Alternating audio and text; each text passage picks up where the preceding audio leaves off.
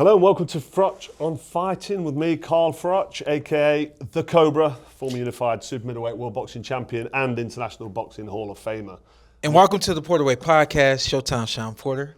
This is a collaboration, and whatever you post, I'm going to post. So. Oh, nice. I love this. I like the way you dropped that on me there, but it's a pleasure to be collabing with the Porterweight. Sure. I mean, your podcast is approaching 100,000 subs. Yeah. And you are, if I do say so, you're a top analyst. Love listening to you. You obviously know the game. I was one of the first boxers to start a podcast, right? Oh, really? So then I look over at you, and you're doing your thing, and your numbers are going like this, and my numbers are like, we'll get there. Listen, mate, you'll get there. I've had a lot of help from a guy called Fake Paul. Yeah. I've heard of him.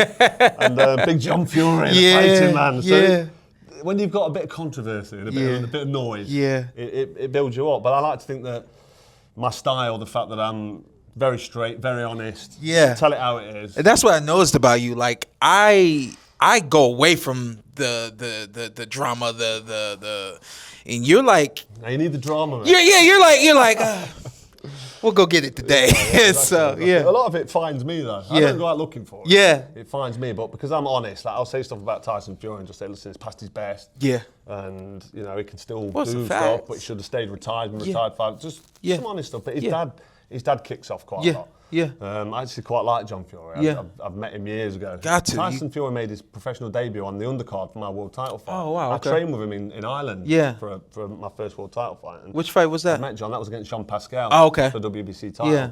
He stepped up to light heavyweight after that. And, he had a good career, Jean Pascal. Yeah. It went on for too long, I think. A lot of fighters think so do. too. Yeah. But so I know John. I like him. I think he's sound. Yeah. But he talks some shit. He fucking talks it. But it's great. And he's one of those guys you just gotta, one thing I'll get you going, and then I'll sit back. And I do let wonder you do though. the I do rest. think, would he fight? Would he have a fight? If I saw him on the street, what would he do? Oh yeah. Because he's unhinged, isn't he? Yeah. He headbutted that kid. But we love you, John. We really do. We love you. It's value. You call somebody unhinged, you got to follow that up with, I love your unhinged. Lean into it. Yeah. Definitely. But anyway, I've got a couple of questions here from my producer. He's quite professional. He sent me a few questions over. We'll just pick and choose whichever ones you want to answer. So you shared the ring with some fucking unbelievable fighters. You've Terence Crawford, Errol Spence, Kell Brook. I saw the Kell Brook fight. I remember watching that fight and thinking, who's this Shawn Porter guy? Yeah. Fucking hell, what a fight that was. That was a close fight, wasn't it? It was a close fight. I mean, who else we got here? Danny Garcia. Yeah. How do you look back on your career? I look back on my career, man, and I just, I'm grateful to God. I just feel like it was perfect timing for me. Everyone that was elite, truly elite, proven elite, I was able to get in the ring with. There's really Amir Khan. Yeah. But I think by the time it may have made sense for me and Amir had a couple of losses. Yeah. After that, you're talking about the generation above me, you know, and even Amir, even though Amir's closer to my age, he was an 04 Olympian, which would kind of put him in that quad there. But again, to be able to get in the ring with everyone when they were their best, I think everyone I fought might have been undefeated or one or so losses.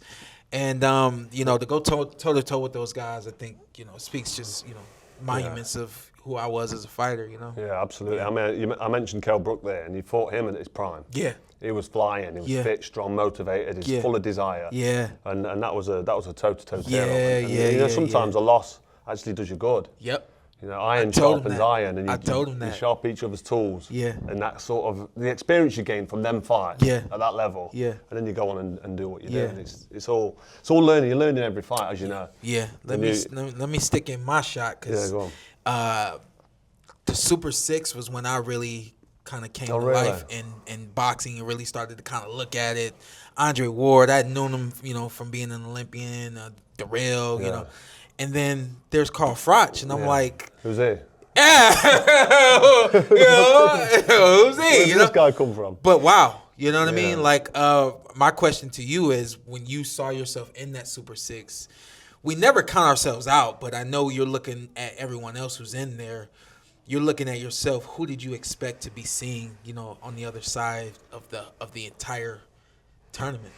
Who did I expect to be seen? As in, who like did I you rate? knew you were going to be in the championship. Who did you expect to be in the championship against you? Yeah, I just straight away from the beginning, I had Andre Ward locked in my head. Yeah. I knew Darrell was skillful, Yeah. really talented, fast hands, but I wasn't sure where he was mentally. Yeah. And I know that Andre Ward, SOG, the son of God, is very sort of, very strict and very focused, disciplined. Yeah.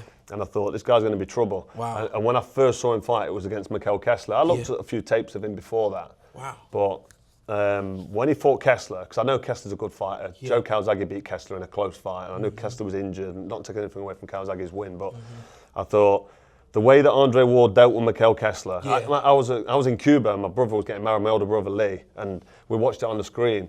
And I was watching him deal with Kessler and stick the nut on him and get hold of him like he does, move him around and just bully him and beat him up and cut him to bits. I mean, their heads came together a lot. That's Andre Ward's style. And I got to say this real quick. I'm sorry to cut you off, but a lot of fans, they get so caught up with what I call the aesthetics of boxing, right? So you got a big, hard puncher, and you're like, oh, he's knocking out everybody. Or you get somebody that's so aesthetically fast and quick and gifted, you think that they're going to beat the world. When you look at, I'm just going to compare Andre Darrell and Andre Ward aesthetically. To me, Andre Darrell looks like he's more of a problem than Andre Ward. I agree. But you didn't see it that way. You knew that Ward was a bigger problem than Darrell because of the mind. And Darrell, you're right, talented, fast hands, skillful, and I was looking at him thinking, wow. And before that fight, I thought, I need to get in this guy's head at the weigh-in. Yeah. I need to put it on him in the press conference. Yeah. And let him know he's in with an older boy who's been there, seen it and done it. Yeah. And when you come into my fucking world, but I wanted him to come up close and have a go. And he opted to try and run a move and because it was in Nottingham. In my hometown. I remember. And it's I don't want to say it was home crowd advantage, but there is. There's an advantage to fighting at home. Yeah. He's away from home, he's in a strange place, drinking different water, eating different food. And I thought, I've got to take this, I've got to take it to him. And that fight was close. Yeah. It's a close 12-rounder. Yeah. It was a split decision, I think. Yeah. But because he came with no real belief. Right. And I stuck it on him at the press conference. I said, listen, stand and fight me, see what happens. I'm going to put it on you. I'm going to stick it on you. And I'm going to take you to deep water. You're not going to be able to cope with it. And he was looking and he was thinking. And I thought, I think I've got him. I think I've got him. That shit didn't work with Andre Ward. Andre Ward was like, whatever. And I thought, I can't get in this guy's head. He's confident, a lot of self-belief. But with Darrell on the night, every time we came close, I got hold of his arm. I bent his arm back. I threw him on the floor at one stage. I was leaning on him. You know what I mean? I made it messy. And he was trying to, and it was still close. If he had more self-belief, I think he could have been a very, very good fight. He got done by Arthur Abraham in the end. And he got hit when he was down. I think it was, Abraham got disqualified. And I don't think he was the same since then. No. But the Super 6 was a great tournament for me. I fought Kessler, lost to Kessler. I fought him later on in a rematch in my home. I fought him in Denmark. No, sorry, it was Herning in Denmark. He's from Copenhagen. But no, the Super 6 World Boxing Classic, for me, that was such a big sort of integral part of my career. I don't know too many. I beat Jermaine Taylor in my first world title defence. He was slightly past his best, Jermaine Taylor, by my own admission, because Kelly Pavlik gave him a bit of a beat down. But he was up at super middleweight. He just beat Jeff Lacey.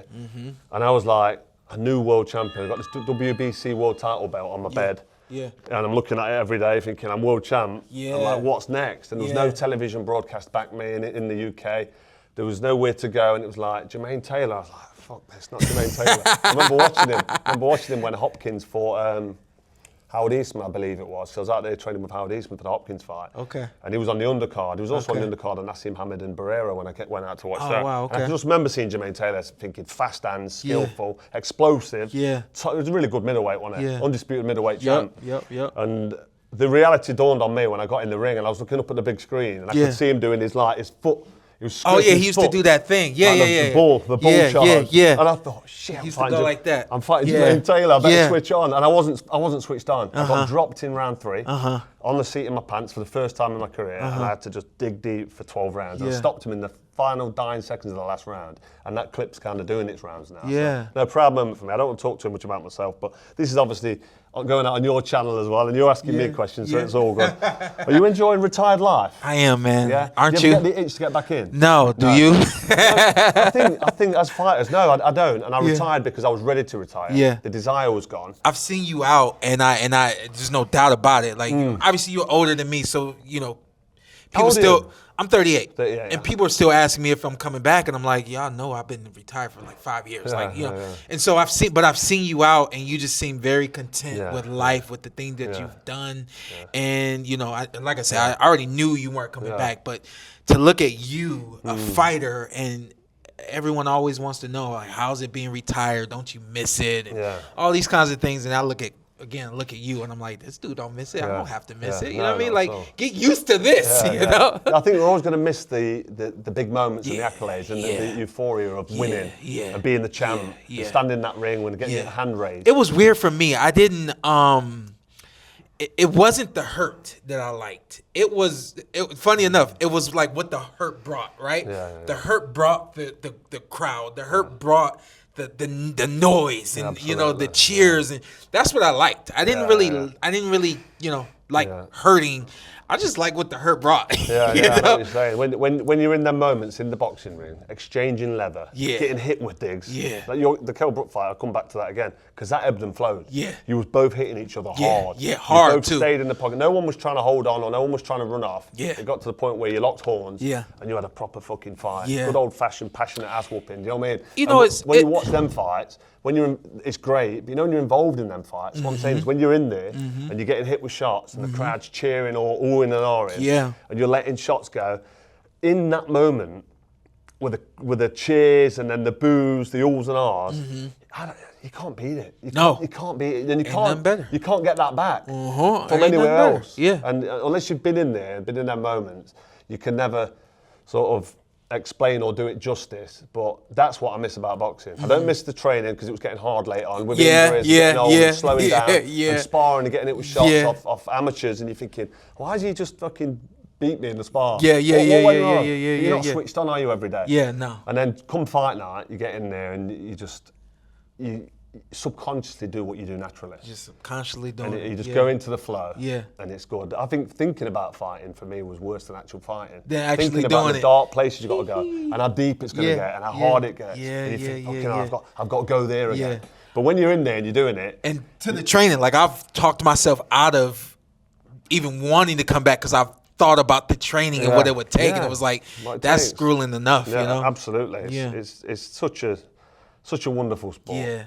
So what are you concentrating on now? Like, what's your aim? You're definitely not getting back in the ring anymore.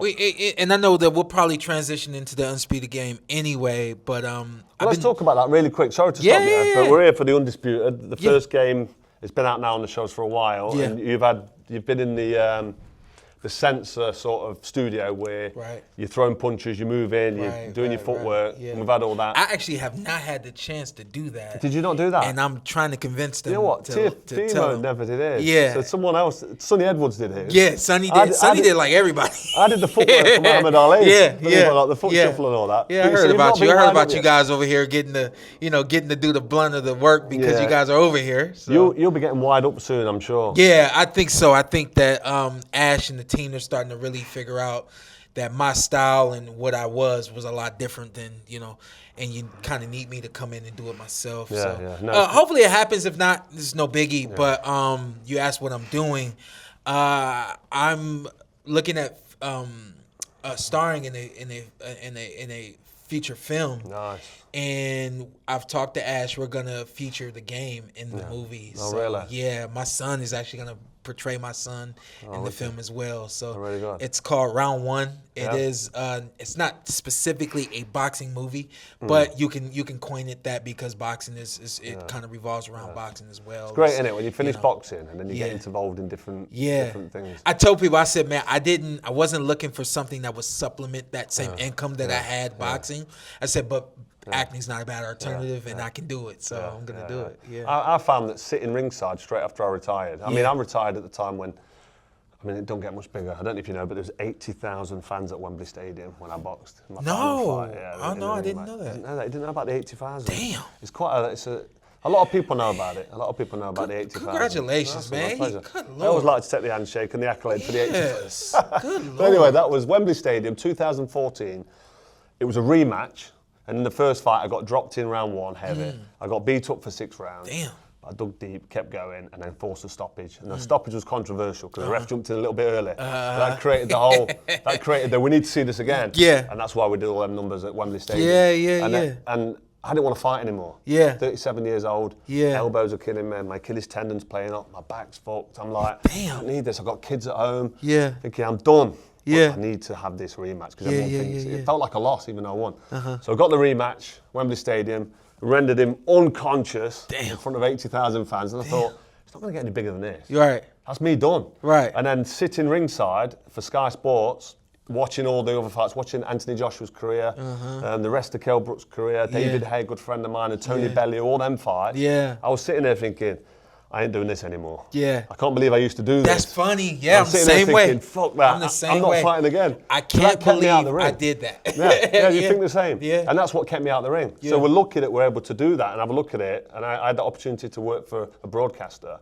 And that fed me what I needed and kept me out of the ring. I did think about it a couple of times. I was going to fight Julio Cesar Chavez Jr. Oh, okay. And that was lined up. And I started training and I was running and I thought, I can't do this anymore, man. That's crazy because you knew that was a winnable fight for you. Yeah, no, exactly. It was that was a more than winnable fight definitely. for you. But the everything that it takes to get there. My style is based predominantly on, well, I say my style. My main attributes was toughness, the ability to take a punch, never been knocked out. I've only been knocked down twice, got up to win. I'm bragging again, aren't I? Or showing off. But I've only ever been on the floor twice.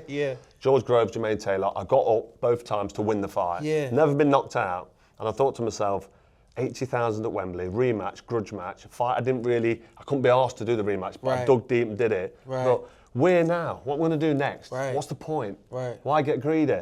And there was a guy called Gennady Golovkin that was potentially going to fight, and I thought, if I'm not fit and I've got no desire, because to be tough and be able to take a shot, you got to be fit. You've got to do the training. Absolutely. And I thought, I can't do the training. I could go in with him, get splattered, and destroy my legacy for an extra few quid. So I thought, nah, fuck it, I'm done. Very good. And it was nice for me to do that. And now I am doing my YouTube channel, doing bits and bobs and getting to meet people like you and down the chat. And I've been doing loads of stuff. And you're doing a similar thing with your channel. I'm doing a similar thing and a lot like you, man, which is crazy. Like, I promise you, like I've been in rooms with you, and even though you and I didn't do what we're doing now, we didn't talk a whole lot. I just watch you move around, and I always said, man, I bet we could get together and just really just hang out because we have very similar minds. I read people well, and I knew that about you. To me, to sit next to you, I was watching Jamel Charlo fight. He had a fight I was watching, and I just sitting here and I'm thinking to myself, damn, that looked like it hurt. Yeah. And I was like, well, you can't think like that. Like, you're still in here, you know? But after retiring, I look at these guys, I'm like, I cannot believe that I did that. When you retire from the boxing, comeback is like, I can't do everything that it takes to get in there. Exactly. And just like you, if I'm not going to be who you used to seeing me being, you don't want to see that. I don't want to do it, you know? Exactly. So, so you do the right thing, make the right decision for yourself. Yes, Let's talk a little bit about boxing before I let you go, because I know you've got a plane to catch from Heathrow.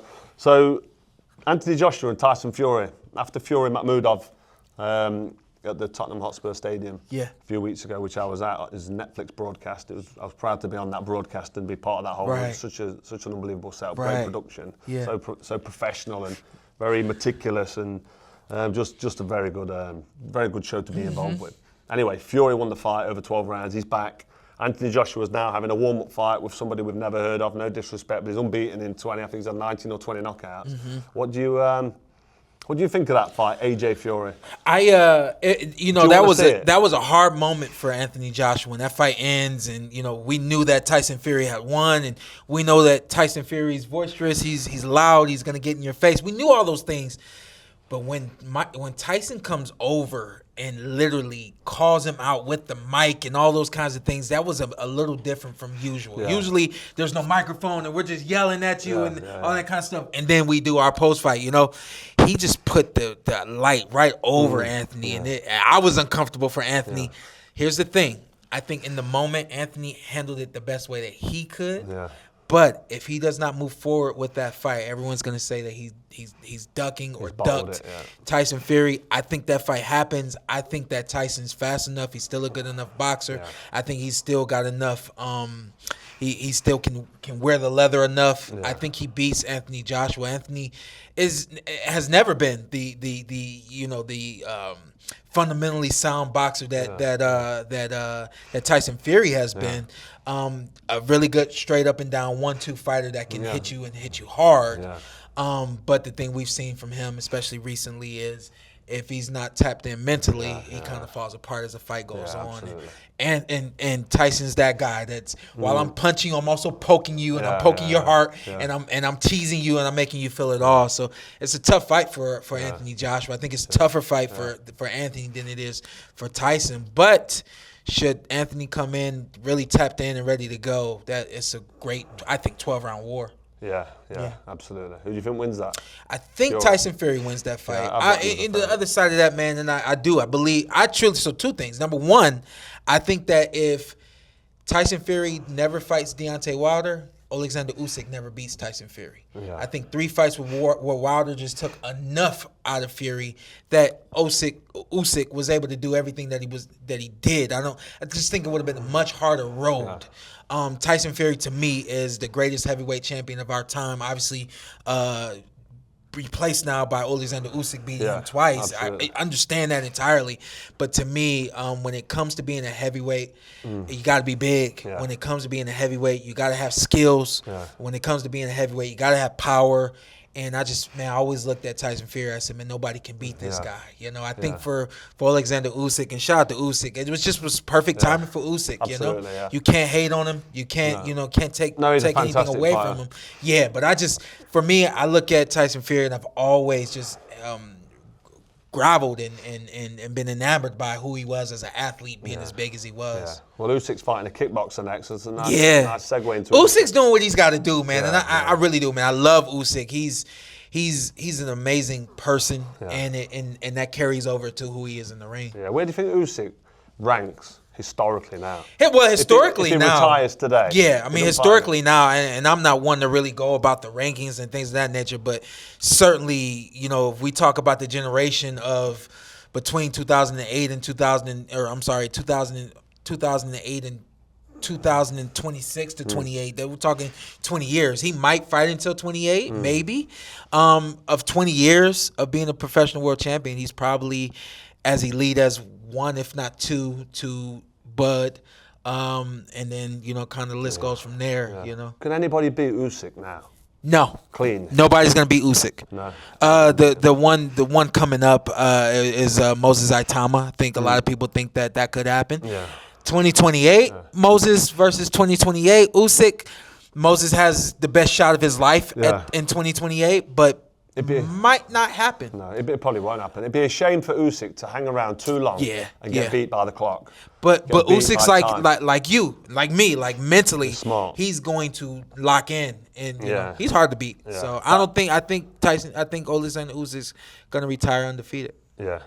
He's fighting this fight, a bit of a mark time fight, a bit of a gimme fight, which he deserves. Dubois twice, Fury twice, AJ twice. He's done it all. You know what I mean? I'm hoping the AJ Fury fight doesn't get derailed, because it could do, because AJ's now fighting somebody we've not heard of, an Albanian, 20 knockouts, 20 wins. But who's he been fighting? He's been fighting like nobody. He's got a padded record. And fair play, AJ needs a warm-up. He needs Fury's just had 12 rounds with Makhmudov. He needs it. But I just think this fight could get further from happening. If something derails it, it's going to be a shame. Yeah. But shouldn't get derailed. I hear you, but I think he's going to be all right, and I think this fight happens. You think it happens at the end of the year?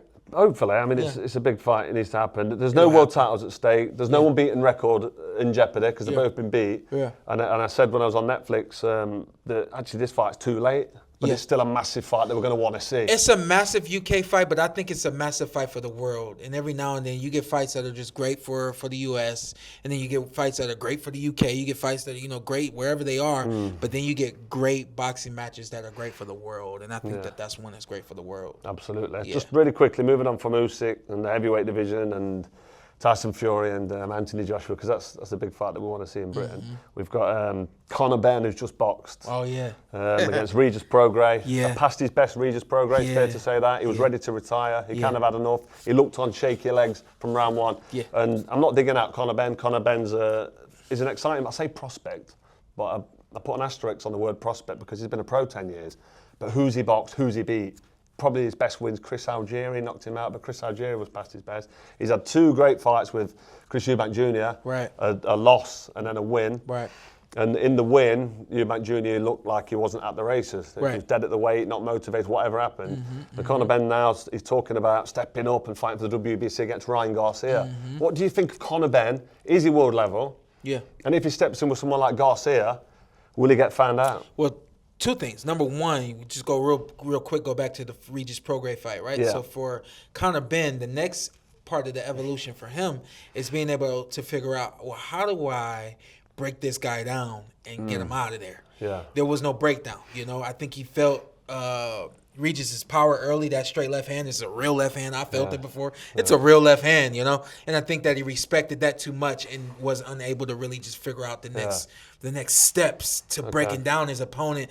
If he's getting in the fight in the ring with Ryan Garcia, he's got to break Ryan down, right? So, but the other side of that whole equation, number 2. His style plays in better. The style clash favors Ryan Garcia. Yeah. Ryan is a fast, electric guy from the outside. He'll catch you on the end of the shots. And Conor, at this point, still in his career, he doesn't have a definitive way of getting inside. He doesn't have a definitive way of using his offense. Yeah. He's still kind of stuck on the outside. Yeah. What I would say, stuck in between, right? What do I mean by that? In between getting your opponent and then being able to get away from your opponent, knowing exactly how to attack your opponent and then get out of the way. He's still an in-between fighter with not really knowing exactly how he wants to utilize his offense. And then again, on the other side of that is totally agree with what you're saying. I think that might be down to a lack of amateur. He's had a handful of amateurs, 20 fights I think as an amateur against limited opposition. And he's not got that pedigree and that experience. And you gain all that, don't you? I had 100 odd amateur fights. I won a medal in the World Amateur Championships at international level. Just missed out on the Olympics. But when you fight open international amateurs who can sit down on the shots, relax, and mix it with you, you're not just winging it in there. Yeah, you got so much more experience so to much. pull on. You learn so much in range, don't you? Out of range, how to close that gap, and how to just basic fundamentals. I'll do what I do real quick, right? And I'll just give this analogy. It's like boxing is like, right? You could be a kid that grows up and is taught things correctly, and then now you've moved on, you become successful in life. Yeah. Not very many of us are babies, and then just all of a sudden we're grown and we're just winging it, trying to figure it out. And that would be what it's like for Conor Benn. He, in the world of boxing, he was a baby that just became a man. It was like there's so much life that you never got to live. There's so much you didn't get to experience, so many mistakes or lessons and all those kinds of things.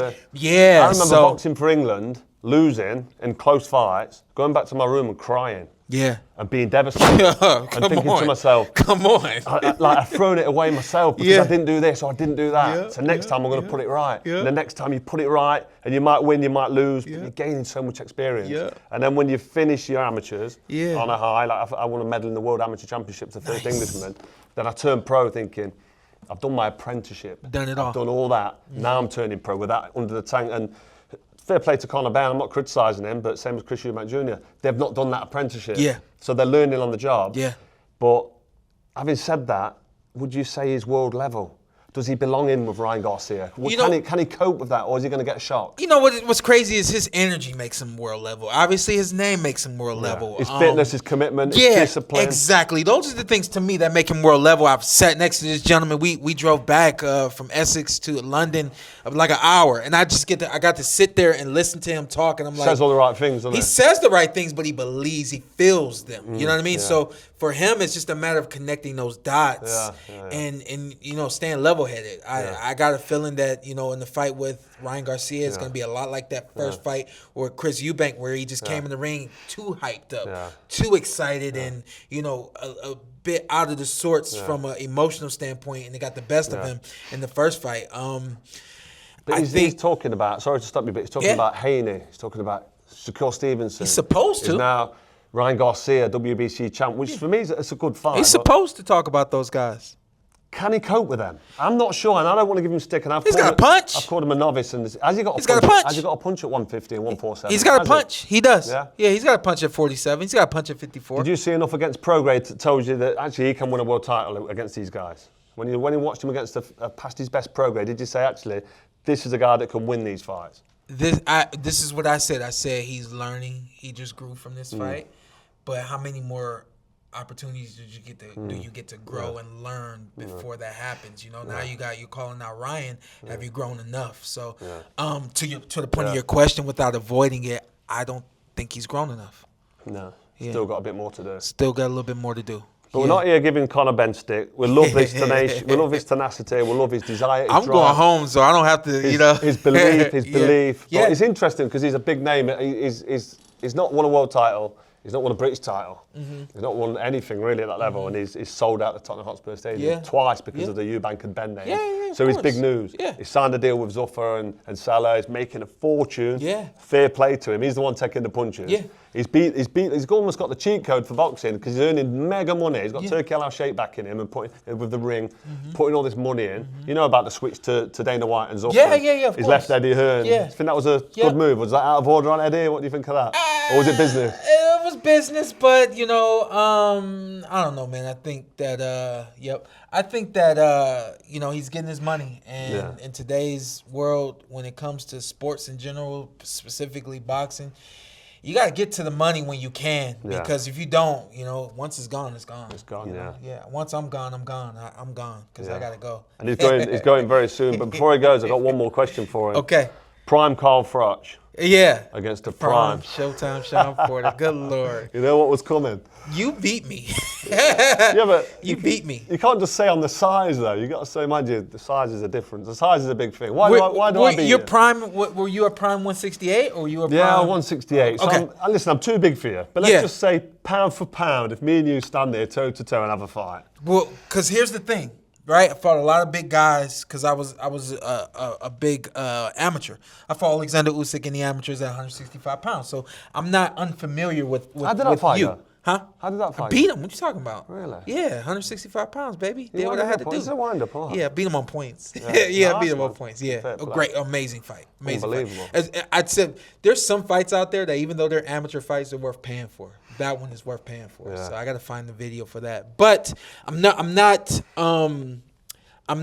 a stranger to everything that you have, but you have some of the attributes that a lot of the guys at 165 didn't have, right? So not only are you a big guy, but you're also fast, you're tough, you had power, and you had timing. And those were the kinds of things, like I always say, I always had the X factor. If you're fast, I was fast and quick, but also powerful. You know what I mean? Like you got the full package. So you'd have been the hard night for me. Yeah. But I probably would have did what I had to do, Listen, we got nothing to prove. It was just one of the questions, who wins, and it was very classy the way you answered it. Let's wrap it up. I'm going to let you close it as well for your show, but for now, this has been Froch on Fighting. Don't forget to hit like, share, and subscribe to the second best channel in the business, because the first best channel, the Porterweight Podcast, is the Porterweight Podcast. Yeah, and I'll end with the motivational message because of this man right here. He believes that this is what got him through the ring. This is what gets you through life. Stay strong, stay fit mentally, and you'll be able to handle out the rest. This is the Porterweight. Spoken like a true champion. God bless. Nice one, man. Thank you, man. Appreciate it, man. That was good. I Yeah, enjoyed that. absolutely.